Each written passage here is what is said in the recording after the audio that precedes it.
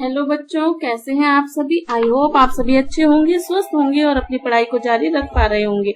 आपकी पढ़ाई के क्रम में आज हम फिर से आपके लिए लेकर आए हैं आपकी प्रश्नावली 3 चतुर्भुजों को समझना, जिसके अंदर आज हम करने वाले हैं प्रश्नावली 3.3 का पार्ट 2।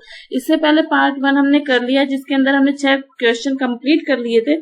आज हम उसी के आगे इसको करने वाले हैं। तो पेन कॉपी लेके बैठिएगा, नोट्स जरूर बनाइएगा ताकि आपका रिवीजन अच्छा हो सके। ठीक है, तो चलिए शुरू करते हैं हम आज की क्लास। देखिए स्क्रीन पर क्वेश्चन दिखाई दे रहे हैं। तो यहाँ तक 6 तक हमने पिछली वीडियो में कंप्लीट कर लिए हैं। आज हम क्वेश्चन 7 करने वाले हैं। ठीक है, तो क्या है क्वेश्चन 7 के अंदर, देखो संलग्न आकृति HOPE, ये आपको दिखाई दे रहा है डायग्राम HOPE एक समांतर चतुर्भुज है। XYZ के कोणों का मान ज्ञात कीजिए और प्रयोग किए गए गुणों को बताइए। तो इसके अंदर देखो, सबसे पहले मैं आपको समझा देती हूँ करना क्या है। ये जो कोण आपको, ये जो बाहर 70 दिखाई दे रहा है, अपने पहले ये वाला अंदर वाला कोण निकालेंगे। अंदर वाला कोण का नाम क्या हो जाएगा, HOP। कोण HOP कैसे निकलेगा, 180 में से 70 घटा देंगे तो कितना आ जाएगा, ये 110। फिर इसके सामने वाला कोण क्या हो जाएगा, 110 सम्मुख कोण है। ठीक है, उसके बाद ये देखो यहाँ पर ऐसे करके ऐसे बनाओगे ना, तो ये Z की आकृति बनेगी। Z की आकृति बनेगी तो एकांतर कोण होता है। तो अगर ये 40 है तो ये वाला भी कितना होगा, 40 डिग्री। समझ रहे हो, यहाँ पर एकांतर कोण बन गया। ठीक है, ये 40 है तो ये भी अंदर वाले कितने हो जाएंगे, 40 हो जाएंगे। और ये सम्मुख कोण से हो गया। अब अपने को निकालना है Z। क्या निकालना है, Z। जब दो रेखाओं को रेखा काटती है तो ये संगत कोण बनते हैं। कौन से कोण बनते हैं, संगत कोण, और ये बराबर होते हैं। इसका मतलब कि 40 प्लस Z बराबर हो गया 70 के। तो यहाँ से Z का मान अपने निकाल लेंगे। ये तो मैंने आपको डायग्राम में समझा दिया कि कैसे करना है, लेकिन इसको लिखना कैसे है। तो चलिए देखते हैं इसको कैसे लिखेंगे। Solution number 7।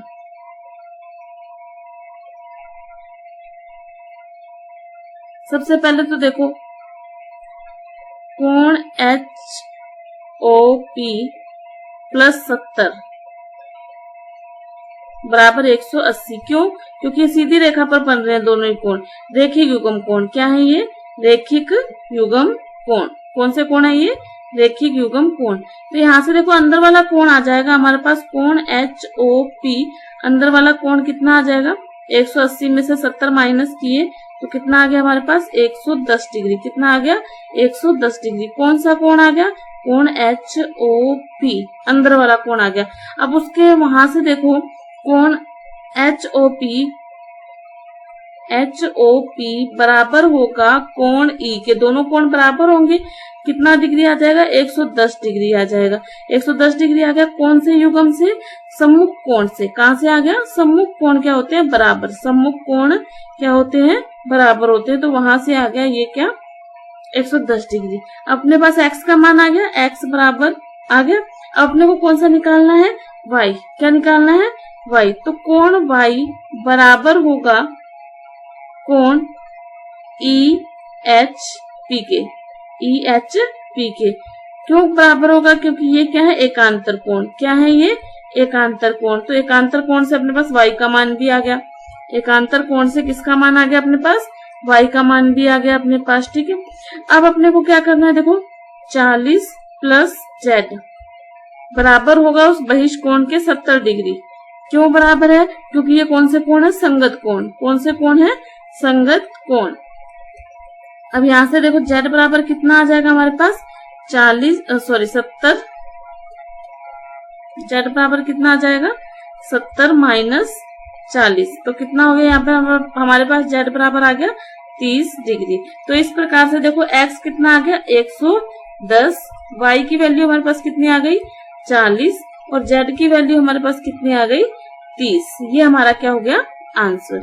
समझ गए होंगे किस प्रकार से आपको करना है। डायग्राम में देख लीजिए सबसे पहले अपनों ने ये वाला मान निकाला, अंदर वाला मान कैसे निकाला, 180 में से 70 घटाया 110 आ गया। अब ये हो गया सम्मुख कोण, तो ये भी 110 हो गया। ये हो गया एकांतर कोण। यहाँ से देखो ऐसे करके कॉपी को थोड़ा टेढ़ा करो तो Z की आकृति बनेगी। तो ये हो गया हमारे पास एकांतर कोण अंदर वाला, तो ये 40 डिग्री बराबर होगा। फिर ये जो अंदर का ये वाला कोण है पूरा, ये बहिष्ठ कोण के बराबर होगा। तो 40 प्लस Z बराबर होगा 70 डिग्री। तो यहाँ से हमारे पास Z की वैल्यू भी आ गई। समझ गए होंगे, इंपॉर्टेंट क्वेश्चन है, अच्छा क्वेश्चन है, ठीक है, कोई दिक्कत नहीं आएगी। चलिए नेक्स्ट क्वेश्चन पर, तो चलिए शुरू करते हैं नेक्स्ट क्वेश्चन। लेकिन उससे पहले वीडियो को लाइक और शेयर करना मत भूलिएगा, चैनल को सब्सक्राइब कर लीजिएगा, बेल आइकन प्रेस कर लीजिए ताकि आने वाली वीडियो का नोटिफिकेशन आपको मिलता रहे। तो चलिए 8वां क्वेश्चन देखिए। निम्नलिखित आकृतियों GUNS और RUNS समांतर चतुर्भुज हैं, x और y के मान ज्ञात कीजिए। आ जाइए, देखिए इसके डायग्राम आपको मैं दिखाती हूँ। ये रहे दोनों डायग्राम, ये और ये, ठीक है। अब आप देखो अपने को क्या करना है, सबसे पहले फर्स्ट वाला सॉल्यूशन करना है। इसमें आप अपने को क्या करना है कि हमें पता है समांतर चतुर्भुज के आमने सामने की भुजाएं बराबर होती है, तो इसको बराबर करेंगे इसके, और इस SN को बराबर करेंगे GU के, और अपने पास वैल्यू निकल जाएंगी। फिर हमने एक समांतर चतुर्भुज का गुण पढ़ा था कि इसके विकर्ण बराबर बराबर होते हैं, मतलब जो 20 है वो किसके बराबर है, 5 + 7 के बराबर रखें, और x + y किसके बराबर है, 16 के बराबर है, ठीक है। तो इनको आपस में जब हम बराबर रखेंगे समांतर चतुर्भुज के गुण से, तो हमारा आंसर आ जाएगा। तो करें किस प्रकार से करना है, तो देखो सॉल्यूशन नंबर 8। एक डायग्राम सबसे पहले मैं बनाती हूँ, देखो इस तरह से SNGU, ये कितना है 26, ये कितनी है 3y - 1, यहाँ है 3x और ये है 18, ठीक है। तो पहले समांतर चतुर्भुज है, समांतर चतुर्भुज लिखना कैसे है, इसी तरीके से आपको क्वेश्चन को लिखना है। समांतर चतुर्भुज GUNS में जो ये GS है वो बराबर है UN के, GS क्या है, बराबर है UN के, क्योंकि सम्मुख भुजाएं क्या होती हैं, बराबर, सम्मुख भुजाएं क्या होती हैं, बराबर। तो यहाँ पर लिखोगे ब्रैकेट में तुम लोग, सम्मुख भुजाएं बराबर होती हैं, क्या लिखेंगे, सम्मुख भुजाएं बराबर होती है। अगर ये बराबर होती है तो इसको इसके बराबर रखो, देखें मान रखो, 3x बराबर किसके हो गया, 18 के। यहां से x की वैल्यू निकालो, x की वैल्यू यहां से कितनी आ जाएगी हमारे पास, 18 में भाग दिया 3 का, कितनी आ गई x की वैल्यू 6, ठीक है। फिर इसी प्रकार ये इसी के आगे करना है आपको, इसी प्रकार ये जो SN है वो बराबर है GU के, आमने सामने की भुजाएं बराबर होगी, ये इसके बराबर हो जाएगी। तो यहाँ से देखो 3y - 1 बराबर किसके आएगा, 26 के। यहाँ से 3y, ये जो माइनस का एक उधर जाके जुड़ जाएगा तो कितना हो जाएगा, 27। यहाँ से y की वैल्यू कितनी आ जाएगी, 27 में भाग दिया 3 का, तो y की वैल्यू हमारे पास कितनी आ गई, 9, कितनी आ गई, 9। कर लेंगे, कोई दिक्कत, आसान सा प्रश्न है, बस अपने को समांतर चतुर्भुज के गुण पता होने चाहिए, तभी अपने इस चीज को कर पाएंगे, ठीक है, ओके। चलिए इसी का दूसरा क्वेश्चन देखो, सॉल्यूशन 8 का सेकंड। अपने पास डायग्राम है इस प्रकार से,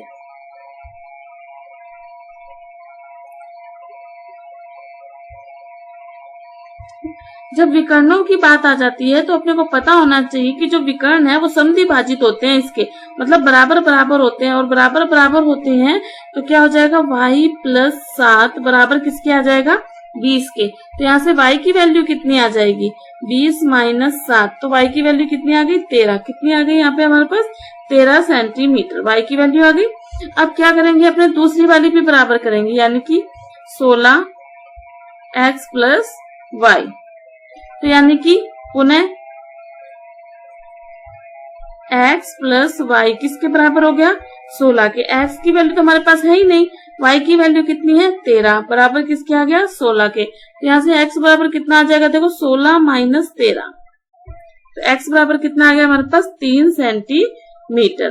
तो इस प्रकार हमारे पास x की वैल्यू कितनी आ गई, 3 सेंटीमीटर, और y की वैल्यू कितनी आ गई, 13 सेंटीमीटर। ये हमारे क्या हो गए, दोनों आंसर हो गए, ठीक है, कोई दिक्कत नहीं है, आसान से प्रश्न है। ये इंपॉर्टेंट प्रश्न है ना, कई बार एग्जाम्स में आए भी हुए और आगे आने के चांस भी हैं, इंपॉर्टेंट लगाकर आप इन क्वेश्चनों को कर लेंगे, ठीक है। चलिए नेक्स्ट क्वेश्चन पर बढ़ते हैं। 9th क्वेश्चन देखो, दी गई आकृति RI, अब इसमें देखो 2 समांतर चतुर्भुज बनेंगे, ये बन रहा है और फिर अपने दूसरे वाले पे काम करेंगे ना, एक इधर बन रहा है, ठीक है। तो समान तो एक्स की वैल्यू ज्ञात करनी है अपने को, इसकी वैल्यू निकालनी है। ठीक है, चले करें। तो इसको करना कैसे है ये देखो। सबसे पहले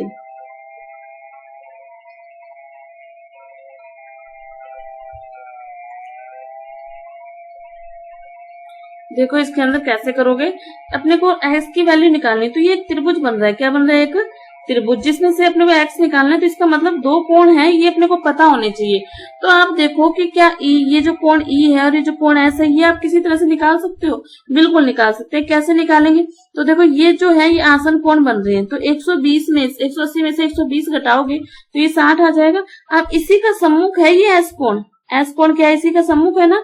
तो कोण एस भी कितना आ गया अपने पास, 60 आ गया।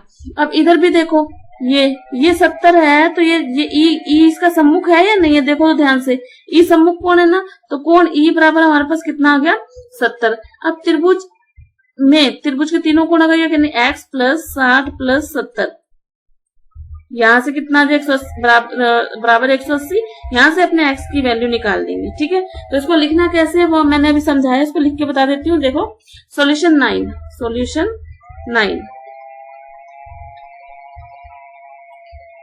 सॉल्यूशन 9 में सबसे पहले अपने क्या निकालेंगे, कोण के अपने पास कितना है, 120 डिग्री है। यहां से अपने निकालेंगे कोण आर कितना आएगा, 180 में से 120 घटाएंगे। क्यों घटाएंगे, आसन कोण है ये। क्या है ये, आसन कोण। डायग्राम देखते रहना, डायग्राम आपके सामने है बुक के। ये आसन कोण है। तो यहाँ से कोण आर अपने पास कितना आ गया, 60 डिग्री। अब देखो कोण आर बराबर होगा कोण एस के। कोण आर बराबर होगा कोण एस के। कितने डिग्री होगा, 60 डिग्री। क्यों होगा, क्योंकि ये क्या है, सम्मुख कोण। क्या है ये, सम्मुख कोण। आगे बात समझ में। अब दूसरी तरफ देखो, कोण एल बराबर होगा कोण ई के। कितने डिग्री है कोण एल, 70 डिग्री है हमारे पास। क्यों है ये बराबर, क्योंकि ये क्या हमारे पास, सम्मुख कोण। ठीक है, ये अपने पास दोनों कोण आ गए। अब क्या करेंगे, त्रिभुज के तीनों कोणों का योग। क्या करेंगे, त्रिभुज के तीनों कोणों का योग।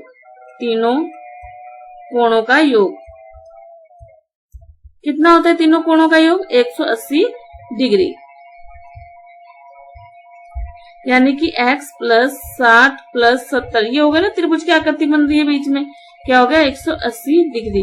यहाँ से x प्लस 130 बराबर 180 डिग्री। यहाँ से x की वैल्यू तो प्लस वाला माइनस में जाएगा, 180 माइनस 130। तो यहाँ पर हमारे पास x की वैल्यू कितनी आ गई, 50 डिग्री।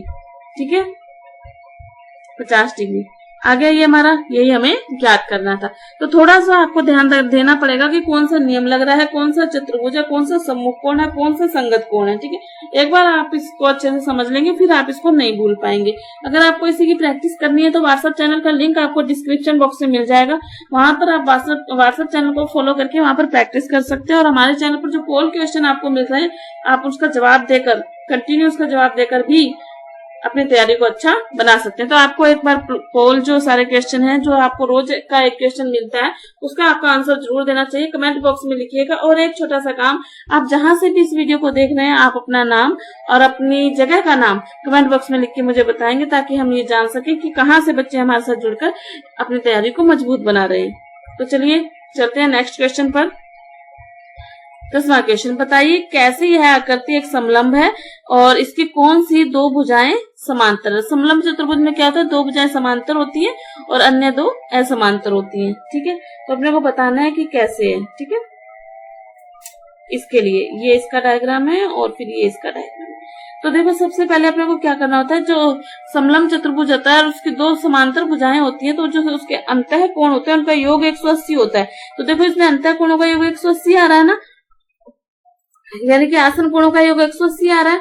तो यह दोनों रेखाएं क्या है, समांतर। इतनी सी बात है इसमें। ठीक है, और अब इसमें ये बताना है दूसरे में कि ए भी समांतर है डीसी के। चलो पहले क्वेश्चन नंबर 10वां कैसे लिखना है वो देखो। सॉल्यूशन 10, कोण एम प्लस कोण एल बराबर होगा 100 प्लस 80 बराबर 180। आसन कोणों का योग 180 होता है। आसन कोणों का योग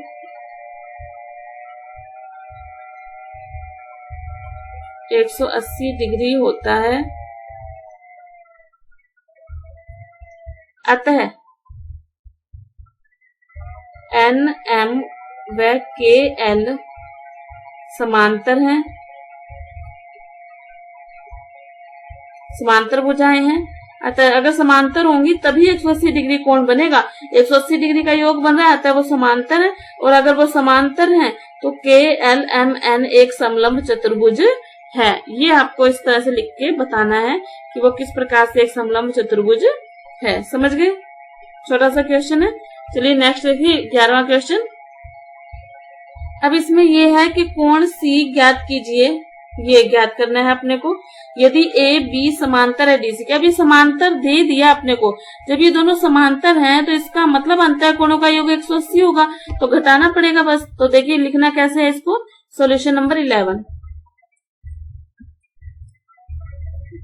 कोण बी प्लस कोण सी, क्योंकि समांतर है आसन कोण 180 डिग्री होगा, तो कोण बी हमें तो 120 दे ही रखा है और कोण सी हमारे पास नहीं है, तो क्या आ गया 180 डिग्री। यहाँ से कोण सी क्या निकालोगे 180 माइनस 120, तो कोण सी की वैल्यू हमारे पास कितनी आ गई 60 डिग्री। ये हो गया सॉल्यूशन नंबर 11। कोई दिक्कत? यदि आपको फिर भी कोई चीज समझ में नहीं आती है, कोई परेशानी लगती है या कोई और टॉपिक आप लोग समझना चाहते हैं तो कमेंट बॉक्स में लिख के मुझे जरूर बताइएगा, मैं उसका सोल्यूशन आपके लिए लेकर आऊंगी। हम उसकी तैयारी भी करेंगे। ये अभी हमारा सिलेबस चल रहा है, उसके बाद हम इनकी प्रैक्टिस भी करने वाले हैं, उदाहरण भी करने वाले हैं आपकी बुक में से जो भी आएंगे, और इम्पोर्टेंट क्वेश्चनों को अच्छे से करने वाले हैं। तो बने रहिए हमारे साथ वाणी एजुकेशन चैनल पर, ताकि आपकी तैयारी अच्छी हो सके और आप ए ग्रेड प्राप्त कर सके। चलिए नेक्स्ट क्वेश्चन देखिए। क्वेश्चन नंबर 12, P और S की माप ज्ञात करनी है। P और S की माप ज्ञात करनी है, ठीक है। यदि S P समांतर है R, क्योंकि अगर ये दोनों समांतर हैं, ठीक है, तो सबसे पहले देखो अगर ये दोनों समांतर है ना, तो ये जो अंतः कोण बन रहे हैं इनका योग 180 होगा।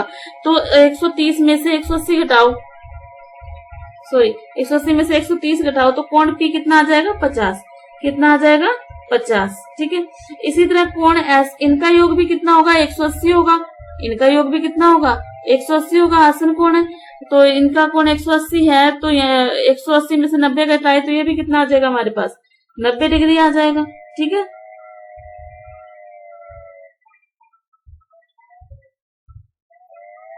ये अपने को निकालना है, ठीक है। कैसे करना है चलो देखें। कोण P प्लस कोण Q दोनों का योग कितना होना चाहिए अंतः कोणों का 180 डिग्री। तो यहाँ से देखो कोण P प्लस 130 बराबर 180 डिग्री।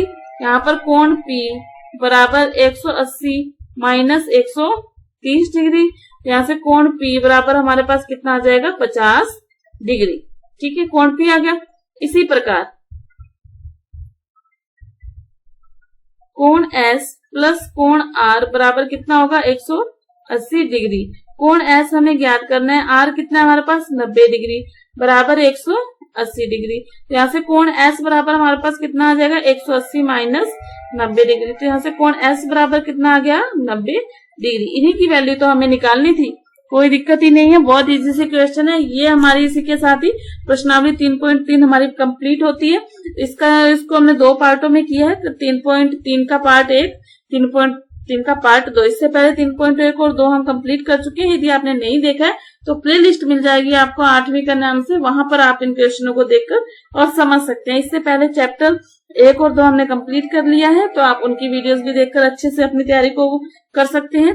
तो चलिए मिलते हैं नेक्स्ट वीडियो में नेक्स्ट प्रश्नावली के साथ।